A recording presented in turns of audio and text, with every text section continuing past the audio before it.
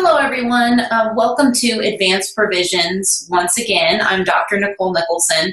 I've been receiving some frequently asked questions now that students have accessed the course, have looked at the materials, the assignments, as well as the final project. The first question that I'm receiving the most often is, well, I'm in a very special setting where, say, for example, I have been doing some homeschooling or I have been a substitute teacher, so I don't exactly have a class of my own. How do I go about tackling the final project?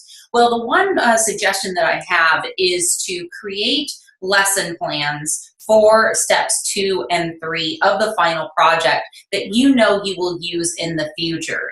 And most of you will have a student in your class, for example, that has a specific learning disability. One of the most common that I see is a specific learning disability in either reading or reading comprehension. Or you may, for example, have a student that has dyslexia. So what I would do is create a lesson plan for all of your students and pretend that you have a student that has a specific learning disability in reading or reading comprehension. It's up to you. And then create accommodations and modifications for that student based on that student's needs. Now, if, for example, you don't have an education specialist or program specialist to collaborate with because maybe you're in a rural setting or you're kind of remote, then what you can do is look to the research, cite your sources. So let's say, for example, I have a student in my class that has dyslexia and I am creating lesson plans. How do I go about supporting that student? So you would go online, find credible sources, and then determine and choose which support, such as accommodations and modifications, would be best for a student that has dyslexia or best for a student that has a specific learning disability in reading or reading comprehension.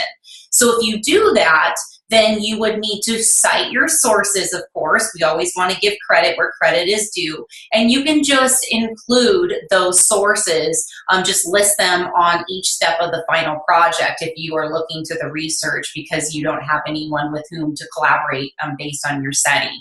Another question I've received is, I don't have, for example, an education specialist at my site. However, I work closely with a colleague in another district who is an education specialist. That's fine too. Remember confidentiality, use a pseudonym. We don't want to divulge confidential information, but it's completely fine to go outside of your district and maybe contact a colleague or former friend who is a specialist. Just make sure you don't share any private information about your student. Use pseudonyms and be specific yet vague when it comes to identifying information. Another question I'm getting too is about the final project itself. Some people are saying, well, you know what, Dr. Nicholson, I'm not very techie, so what should I do? Well, then I highly recommend the handbook portion. And what that would involve is just uploading each step of the assignment each week using a Word document. And in good faith, hopefully at the end, you would print out each of those assignments, put them together as a hard copy in a binder, and hopefully share them with your colleagues. So you definitely don't have to make a website or a Prezi or use Google Docs. You can definitely just use Word and upload each step each week to Canvas itself. So hopefully this answers some of your questions, and let your professor know if you have any further questions and we can help you out.